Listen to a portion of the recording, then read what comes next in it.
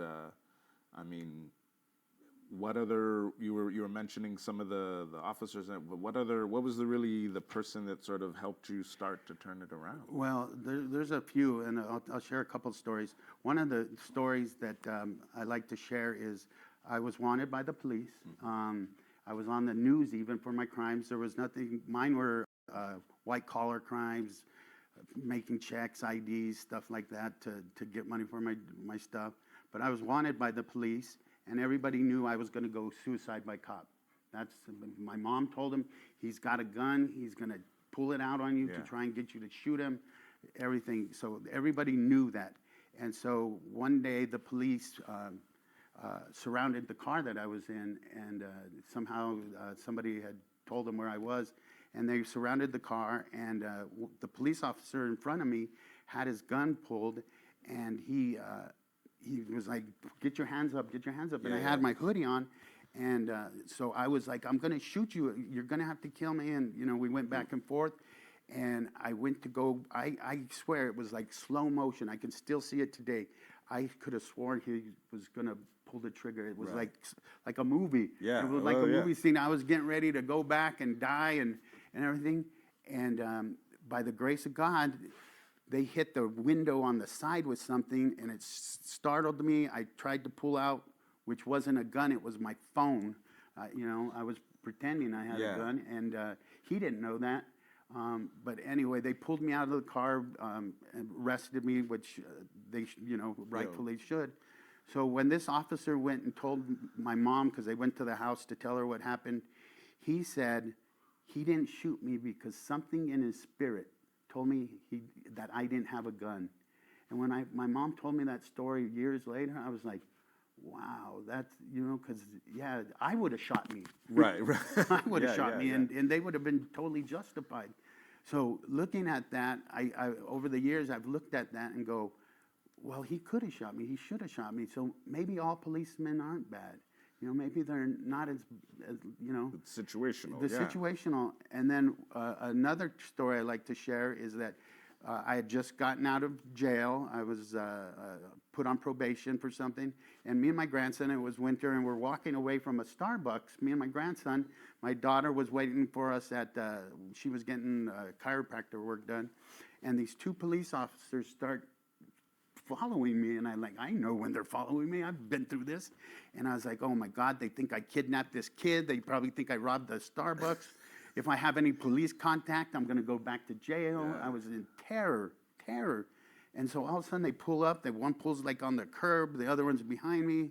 They get out of the car and they say, who's this little boy with you? And I go, that's my grandson. Why, And we're having conversations back and forth. And the police officer says, well, do you like police cars? He asked my grandson. My grandson, yeah. He says, come with me. So my grandson starts going with this police officer towards his car. And I'm like, I'm going to punch one of these cops because they're taking my grandkid. If I don't take my grandkid back to my daughter, she'll never let me see him again. Yeah. And so the officer opens up the back door, and I'm like, they're going to put him in the back of the car. No, what he did, the officer reached in the car, his police car, and he pulled out a remote control car like this big. I'm not kidding, bigger than my grandson, and said, hey, it's Christmas time. We just want to do something nice for me and my partner, do something nice for the community. And they gave him this gift. And they even was like, this is from your grandpa too, da-da-da. Wow. And so those kind of interactions, unbelievable. I never, like I said, I hated the police. And then it started to change my perception. And then I started looking at my behavior and the behaviors that some of these, and forgive me, but some of our community leaders are telling our kids and our young people, like, you don't have to show them ID. You don't have to do this. Right. You don't have to comply. You can do. They're the ones, those community leaders who are telling our kids that, are getting them new charges. They're getting them caught up in situations that they don't need to be.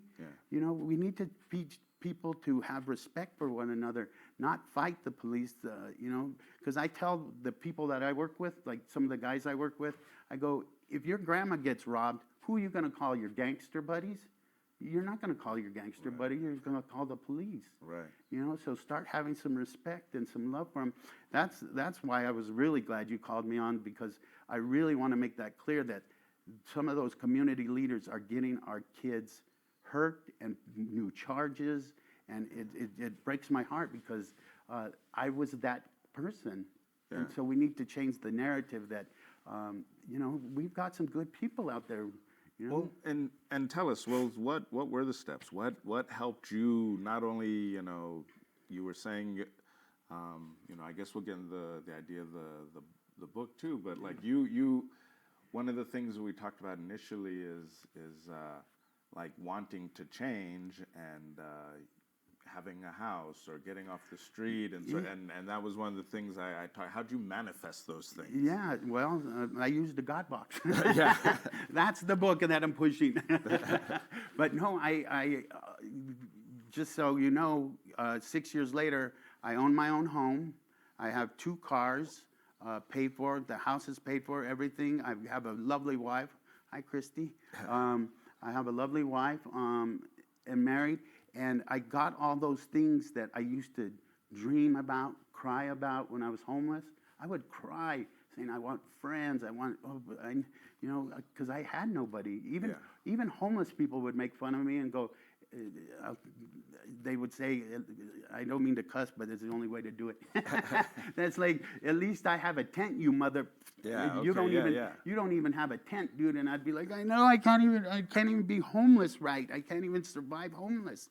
But today I have all those stuff because I looked at, first of all, I had to get clean and sober. Right. And then I had to look at what part I played in all this. Right. See, I am responsible for 99% of all that misery that I put myself through.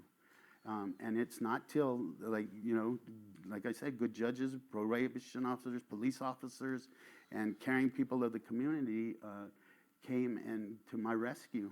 And getting clean, was that through one of the nonprofits here, the Heights Club, or like how? The Heights Club is where I go to meetings every day. Right. And I still go to meetings every day. But I'll give a shout out to Healthcare for the Homeless here, because that's where I found my that's where I was seeing doctors. Yeah. Dr. Green there, and she was awesome. Yeah. And Miss Glass was where I was getting my psychiatry Right. stuff. And Adam over there, Adam sat with me one day for a couple hours because I was in a state of shock. So people started to care until I could care for myself. Right. And they made the difference. Once those people said, "Hey, you're worth something. You're worth being saved," then I did, and then it just, you have to put in the work, though. You know, if you're going to get clean and sober, it just doesn't happen. Right. You have to do something. Go into a rehab. Go to detox. Go to mats. Get away from it enough, and then come see us at the Heights Club, where we have meetings that'll try and help you stay clean and sober. And again, that journey is different for every person who embarks on it. I mean, that time of sort of, you know, going to meetings and convincing yourself that you want something better takes a while. How long was it for you? You know, I like to say that happened overnight, but it was years of using, trying, back and forth. I tried to get clean and sober probably